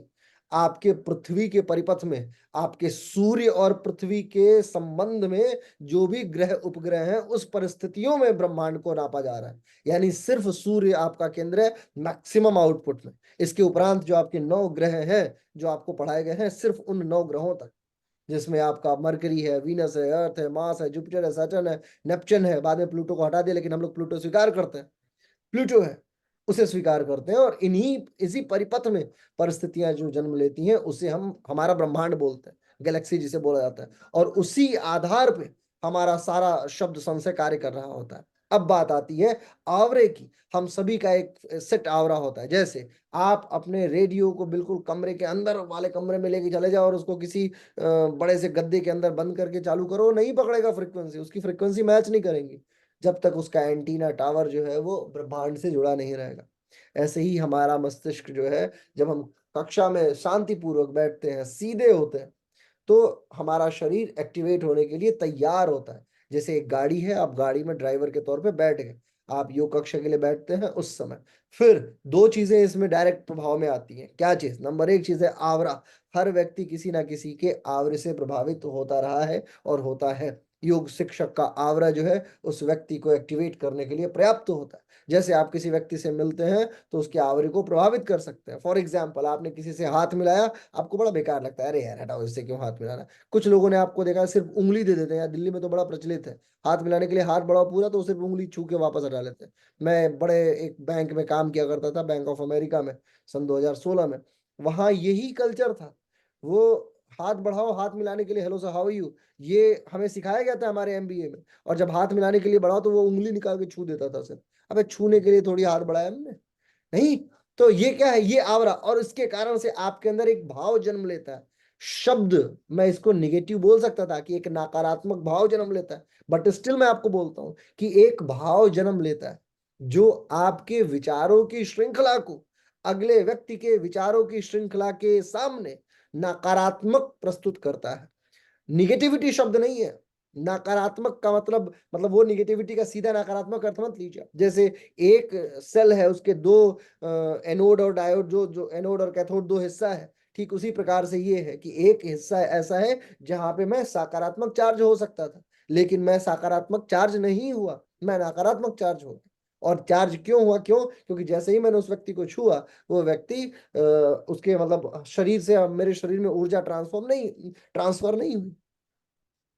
और जब ये परिस्थितियां जन्म लेती हैं तो उसी के कारण से वो पूरी शरीर जो है वो ऊर्जा को महसूस करती है। यानी कि इंस्टेंट आपके शरीर में एक झटका आना शुरू होता है। और जब आप आवरे में बैठते हैं किसी किसी कक्षा को शुरू करने से पहले, और बिल्कुल छात्र के सामने बैठते हैं, जैसे ही चक्र सारे मैच करते हैं और फिर आपका आवरा अगले छात्र को प्रभावित करना शुरू करता है, फिर आप ओम का उच्चारण करवाते हैं मिनिमम 3 बार, ताकि वो धीरे धीरे ब्रह्मांड के अन्य विचारों से कटने की कोशिश शुरू करे एटलीस्ट। क्यों जरूरी है ये? इसलिए जरूरी है क्योंकि जब तक वो अपने विचारों की श्रृंखला को कंट्रोल नहीं करेगा, उद्वेगों को कंट्रोल नहीं करेगा, वो फोकस नहीं कर पाएगा। बाकी अन्य कोई आध्यात्मिकता बाद की चीज है, बहुत बाद की चीज है। स्पिरिचुअलिटी को बहुत बाद में लेके आओ, फोकस उसके समाधि पे बहुत बाद में करना, पहले उसे कंट्रोल करना होगा। जैसे किसी चीज को हमें, अगर मान लीजिए कि कोई पेड़ काटना है, तो पेड़ की सारी जड़ें जब तक एक जगह हमें पता ना चल जाए कि कहाँ तक फैली पड़ी है, तब तक हम उस पेड़ का कुछ नहीं बिगाड़ सकते। या तो बीच में से काट दे, लेकिन यदि हमें वो पेड़ उखाड़ना ही है तो हमें जड़ों को सबसे पहले जान लेना होगा। और ये वही जड़ें हैं, विचारों की वो जड़ें हैं जो चारों तरफ फैली पड़ी हैं। लिहाजा हम उसे क्या बुलवाते हैं? ओम बुलवाते हैं। और ये वो शब्द है जो अखिल ब्रह्मांड में, ब्रह्मांड माने फिर वही ब्रह्मांड जिसकी मैं बात कर रहा हूं, जो आपके प्लेटो तक फैला पड़ा है, आपके यम और क्या अरुण वरुण तक फैला पड़ा है, ग्रहों तक। बुध है, शुक्र है, पृथ्वी है, मंगल है, बृहस्पति है, शनि है, अरुण है, वरुण है और यम है। इन ग्रहों के आसपास जो जो क्षेत्र है उसे हम ब्रह्मांड बोलते हैं। और इन ब्रह्मांडों में हर चीज जो गतिज में है, जो भी चीज मूवेबल है, उसकी ऊर्जा हर समय परिवर्तित हो रही है। यानी जो गतिज ऊर्जा है उसके अंदर स्थितिज ऊर्जा उस समय तो शून्य है, बट ऐसा नहीं कि स्थितिज ऊर्जा परमानेंट ही 0 है। अगर ये फोन यहाँ रखा पड़ा है मेरे इस पे, तो इस समय इसकी गतिज ऊर्जा शून्य है, स्थितिज ऊर्जा तो है इसके पास। स्थितिज ऊर्जा के विषय में आप जानते होंगे, ये सब भौतिक विज्ञान का विषय है। जो रखे रहने के कारण भी, जैसे जैसे एक बांध है, बांध का जल उस समय गति नहीं कर रहा, लेकिन जो वो रुका हुआ है उसके पास एक बहुत बड़ी घनीभूत ऊर्जा है। जैसे ही उसे छोड़ोगे और जैसे ही वो गति में आएगा तो उसकी स्थितिज ऊर्जा बहुत जबरदस्त प्रवाह उत्पन्न कर सकती है। वो गतिज ऊर्जा, वो स्थितिज ऊर्जा, ऐसी ऊर्जा को हमें एकाग्रचित करना होता है। और जब व्यक्ति एकाग्र होता है, फिर उसके धीरे धीरे उसके अंदर जो चक्रों का प्रवाह है वो तैयार होना शुरू होता है। मैं चक्रों की वापस दार्शनिक बात को हटाता हूँ, मैं बात करता हूँ जैसे ही आप ओ ऊ म बोलना शुरू करते हैं तो आपका ब्रह्मांड, और ऐसा अकेला ये शब्द नहीं है, बहुत सारे धर्मावलंबों में, बहुत सारी व्यवस्थाओं में बहुत सारे शब्द हैं जिसमें। और एक और चीज मैं बताऊं आपको, अगर आप धर्म को हटा दें, यानी कास्ट एंड क्रीड वाले सिस्टम को हटा देते हैं आप, सिर्फ आपने मान लीजिए फोकस कर लिया फोन फोन शब्द पे, तो फोन शब्द भी आपके अंदर बहुत ब्लास्ट कर सकता है। आपने इतिहास में ऐसे बहुत सारे सूरमाओं को देखा होगा जिनके जिनके गर्दन जो है वो धड़ से अलग हो चुके हैं, लेकिन फिर भी उनकी तलवारें, उनका हाथ काम करता रहा है। आपने देखा होगा ऐसे कुछ 100 पैर वाले गोजर को, जिसको आप बीच में से काट दिए तो आधा इधर भाग जाता है, आधा इधर भाग जाता है। कैसे हो जाता है ये सिस्टम? ऐसे ही शरीर में उस सारा का सारा विचारों की श्रृंखला का उन्नयन है। और जब ये विचारों की श्रृंखला शुरू होती है तो फिर बात आती है कि मंत्रों की श्रृंखलाएं शुरू होती है। अब मंत्रों में कौन मंत्र सर्वाधिक बोलते हैं? गायत्री मंत्र बोलते हैं। क्यों बोलते हैं? क्योंकि वो तीनों लोकों की बात करता है, भू भुआ स्व तीनों लोकों पे बात करता है। और वो ये, उसका अर्थ सिर्फ ये है कि हम अपने प्राण ऊर्जा को एक जगह एकत्रित करते हैं, ईश्वर में हम अपने आप को समर्पित करते हैं। हमारा एक साधक का सविता को समर्पण।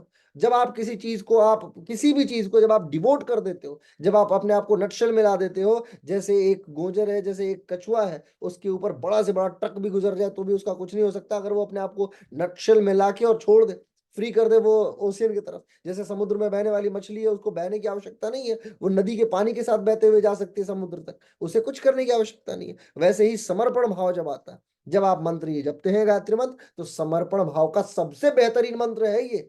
इसके अलावा किसी अन्य मंत्र में समर्पण नहीं है, जो समर्पण आपको गायत्री मंत्र में देखने को मिलेगा।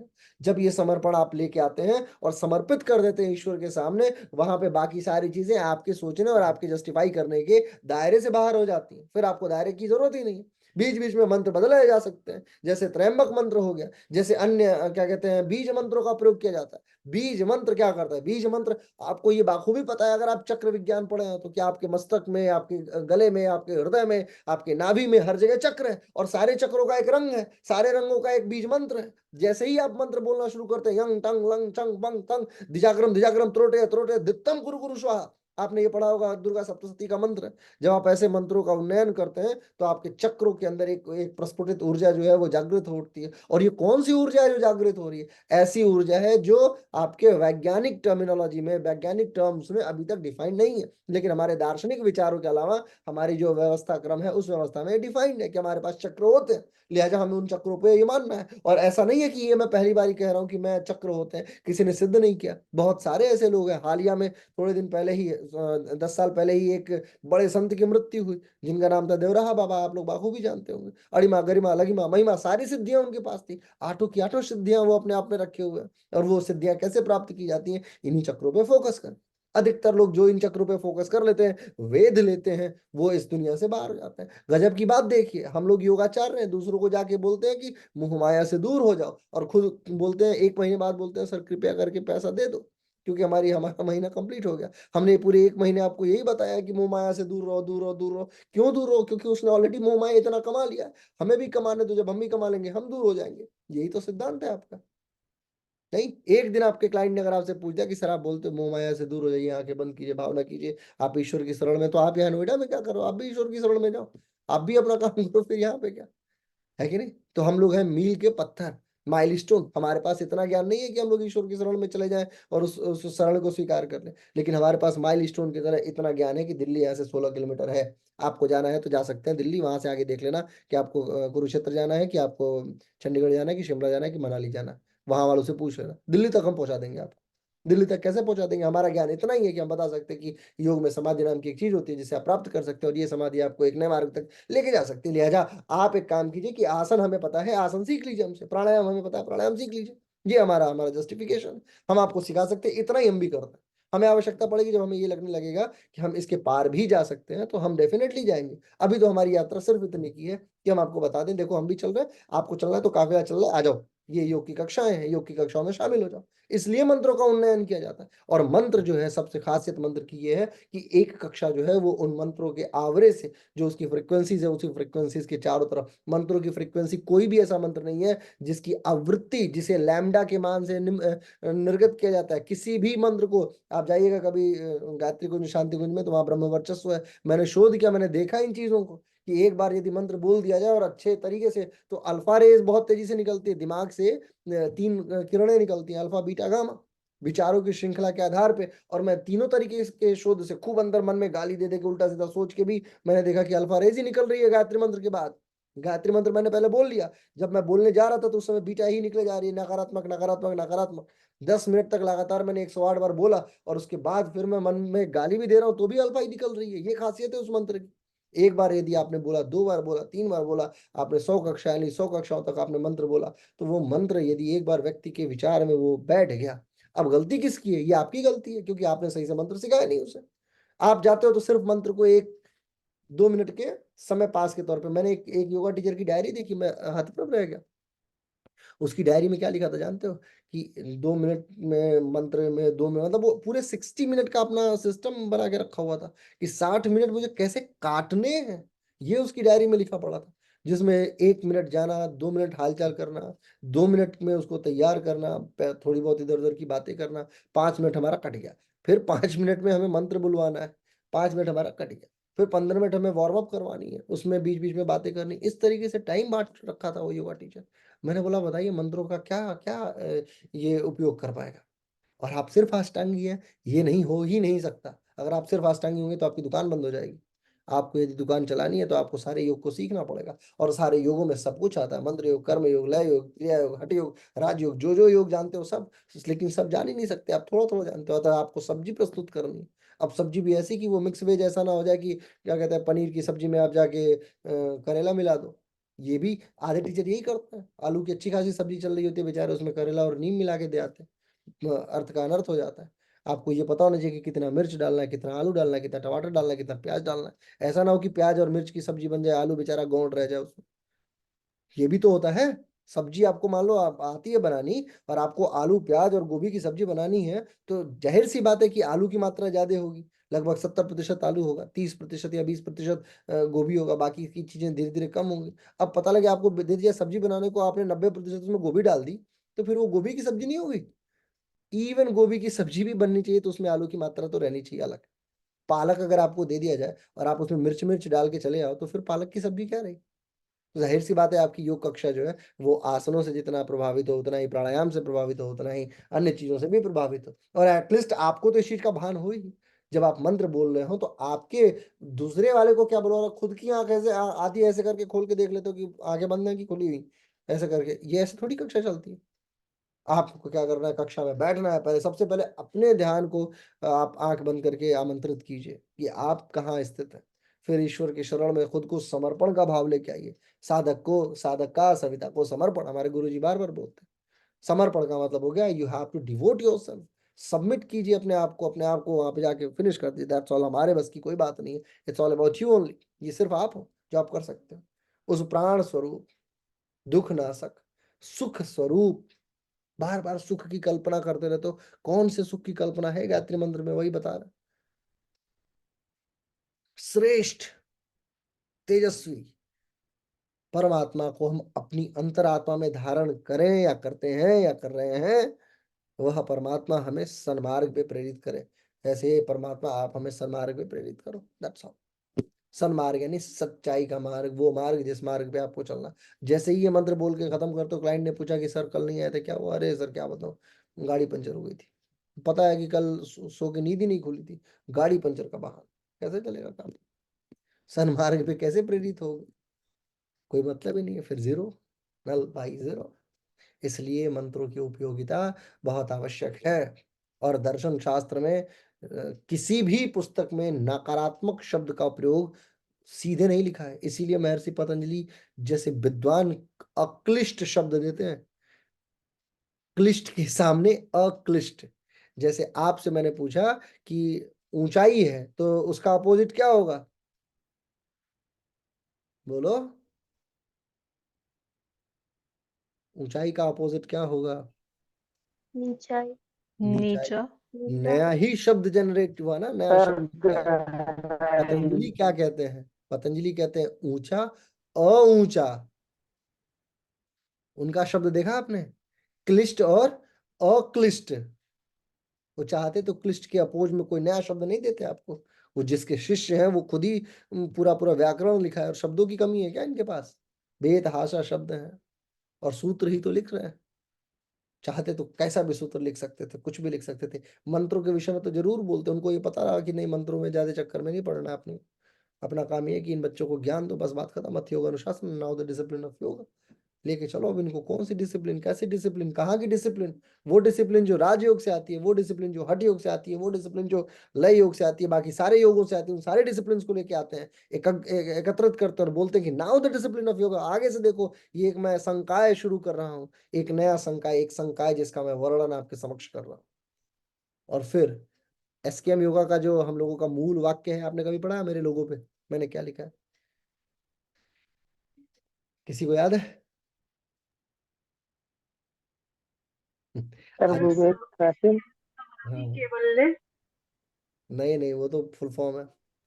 ये बता, विजय कुमार से बता रहा है। हेम दुखमाना का तो सर विवेक कैसे विप्लवा अनुपायः, पतंजलि का अनुपाय एक एक ही ऐसे ही सूत्र लिखा ऐसा है। लगा जो मेरे को मेरे काम का लगा, पूरे पूरे हान का उपाय। हाँ, पूरे उसमें एक ही सूत्र जिससे मैं आत्मार्पित करता हूँ स्वयं को, वो यही है, सा विप्लवा विवेक क्या तरह अनुपाय। बस ठीक है। तो ये मंत्रों की उपयोगिता है। यूनिट 9 का एक हिस्सा हम लोग कंप्लीट कर चुके हैं।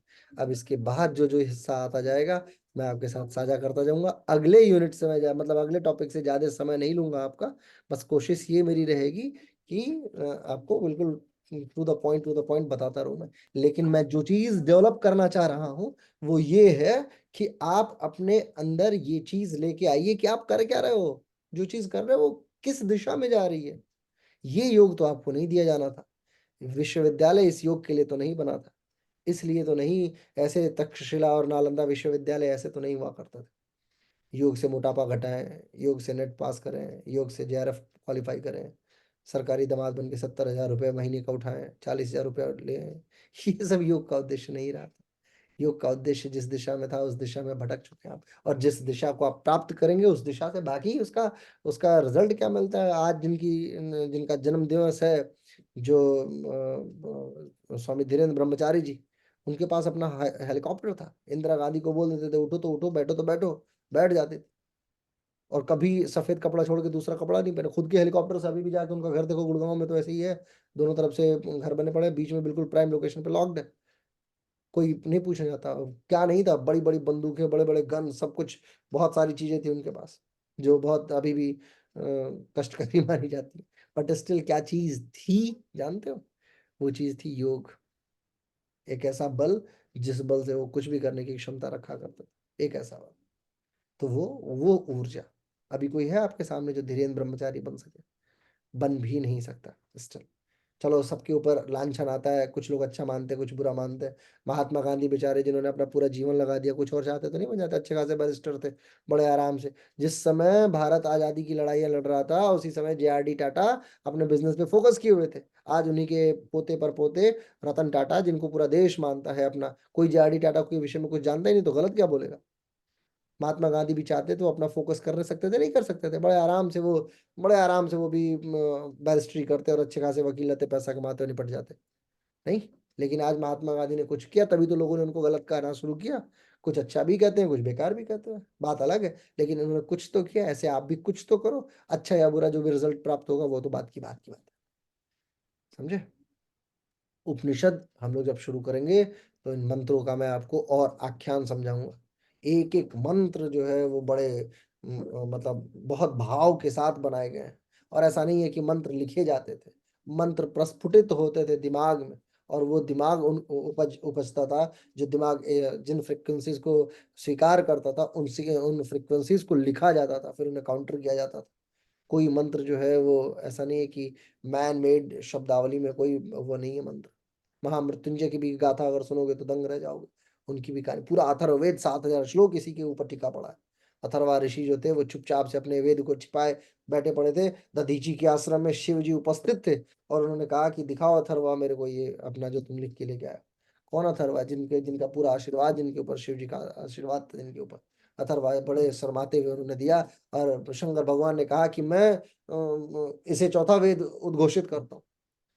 इस चक्कर में ब्रह्मा जी के जो पुत्र थे सनत कुमार, लोग भड़क गए, बोले ये कैसे कर लिया, वेद और लिखने का तो सारा काम ब्रह्मा जी का है, वही जस्टिफाई करते हैं, आप कौन होते हैं ये करने वाले, आपको पता ही क्या है वेदों के विषय में। सनत कुमारों ने ये कह दिया शिव जी के ऊपर, और शिव जी ने कहा कि I am ready to give examination, you can ask anything whatever you want, जो भी चाहिए आपको पूछ लो, मेरे समय उपस्थित हूं।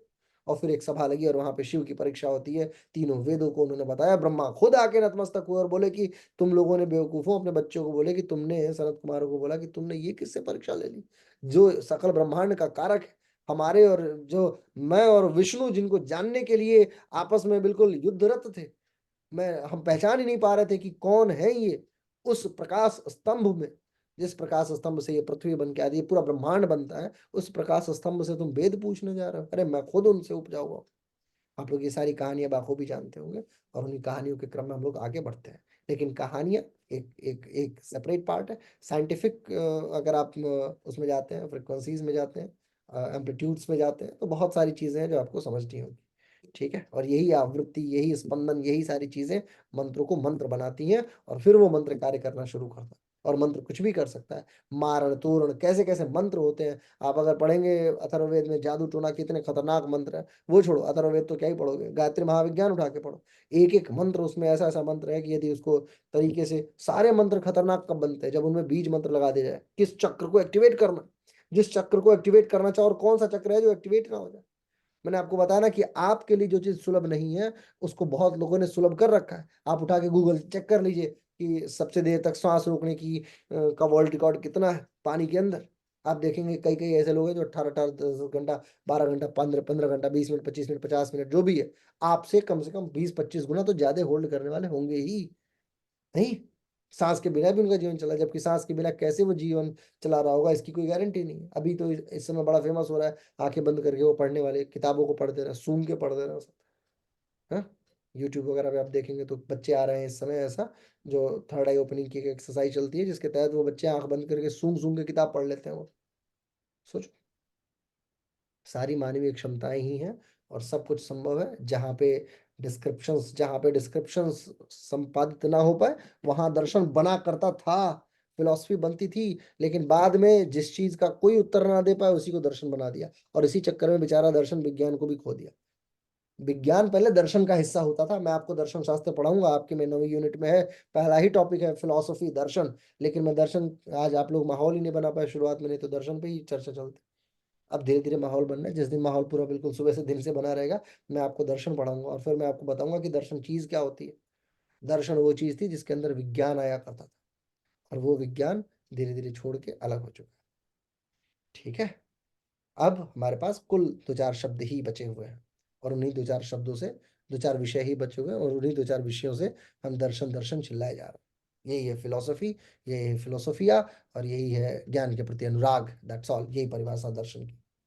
ठीक है, तो मुझे अपेक्षा है कि मिलेगा तो वैसे आपको आज के लेक्चर से 1 या 2 प्रश्न या 3 प्रश्न रेयर, लेकिन जो चीज आपको जीवन में मिलेगी योग कक्षाओं के लिए, वो है, वो रेयर है। क्योंकि इस तरीके के डिस्क्रिप्शंस ना मैंने अपने जीवन में एक आधा अध्यापकों से सुना है, और ना ही कोई इतना इतना बल देता है पढ़ाने पे। ठीक है, आए, अपना काम किया, कंप्लीट किया, खत्म, जय हिंद, जय भारत। किसी को कुछ लेना देना नहीं, तुम्हें पढ़ना है पढ़ो, नहीं पढ़ना मत पढ़ो, जाओ। है कि नहीं, मेरा कुछ लेके जाओगे नहीं ना। आपको क्या करना है, आपको आपके विषय को प्रेम करना है। जब अपने विषय को पकड़ोगे तो फिर आप सारी चीज आ जाओ। चलिए, और कोई प्रश्न है? आज की कक्षा को समाप्त किया जाए, 9:15 हो चुके हैं ऑलरेडी, अगली कक्षा का समय हो चुका है। कोई प्रश्न किसी का? सर कल जो पीडीएफ सेंड की थी सर आपने, उस पे कौन से टॉपिक पे करना था? सब पे, हे भगवान, सब पे लिखें कम से कम 100 शब्द, सारे टॉपिक्स पे। ठीक है, और कोई प्रश्न? 9 चैट आ गई चैट बॉक्स में। अच्छा, जंक्शन, सेरोटोनिन, डोपामीन, बस यही डोपामीन तक ही चीजें। चलिए, ठीक है, आइए शांति पाठ करते हैं, ईश्वर को थोड़ा याद किया जाए। आंखें बंद कर लीजिए, अपने स्थान पे बैठ जाइए, जुड़ जाइए उस असीम परमात्मा से जिसकी परम कृपा हम लोगों पे बरसती है, माँ सरस्वती पे, क्योंकि उनके सहयोग के बिना कोई भी शब्द आकार नहीं ले सकता है। और खासकर भाषाओं के प्रति तो जो वैराग्य भाव उत्पन्न किया, ऐसे माँ सरस्वती को भी प्रणाम अर्पित करते हुए सकल विश्व की शांति की कल्पना करने का अभूतपूर्व नियोजन अपने मस्तिष्क में स्थापित होने दीजिए। भावना कीजिए कि ईश्वरीय सत्ताएं आपके ऊपर अनुराग बरसा रही हैं और आपके समस्त बातों को स्वीकार करने हेतु आपके आसपास उपस्थित है। ईश्वर से सिर्फ अपेक्षा इस अखिल ब्रह्मांड में शांति की। ओम विश्वानि देव सवितर्दुरितानि परासु यद भद्रम तन्यासु। ओम शांति शांति शांति सर्वारिष्टसु शांतिर्भवतु। धीरे धीरे दोनों हाथ रब कर लीजिए, आंखों पे लगा लीजिए, समस्त चेहरे पे लगा ले, समस्त शरीर पे लगा लीजिए। चलिए, थैंक यू सो मच। अब हम लोग मिलेंगे कल, और कल अगली कक्षा हमारी संभावित होगी। अपने समय से हम लोग चल रहे हैं, 15 तारीख तक जाते जाते हमें यूनिट 9 समाप्त कर देनी है। यूनिट 10 जो है वो योग की कक्षा है। एक दिन, जिस भी दिन मैं भारत में नहीं रहूंगा, जब मैं किसी दूसरे देश में रहूंगा, तो मैं आपको एक दिन के अंदर यूनिट 10 खत्म कर दूंगा, क्योंकि उसमें प्रैक्टिकल कक्षा लेनी होगी। और प्रैक्टिकल कक्षा के लिए आप लोग एक दिन के अंदर वो पूरे यूनिट 10 को कवर कर लो, ठीक है। भारत में इसलिए मैं कह रहा हूँ कि भारत में प्रैक्टिकल कक्षा का माहौल नहीं बन पाता। जब दूसरे देश में रहते हैं तो हमारे पास में अपॉर्चुनिटीज रहती हैं, स्टूडियोज रहता है बढ़िया, बिल्कुल ए ग्रेड का, जहाँ पे योग करने कराने का मन करता है। भारत में भी है ऐसे, लेकिन ऐसे बहुत कम, ठीक है। तो हम लोग मिलेंगे बहुत जल्द अगली मतलब कल की कक्षा में मिलना, बाकी चीज़ें तो बात की बात है। और आपसे अनुरोध है कि जिसको जिसको मैंने होमवर्क दे रखा है, कृपया करके उसे कंप्लीट करके यथाशीघ्र आप मुझे भेज दीजिए। Thank you so much.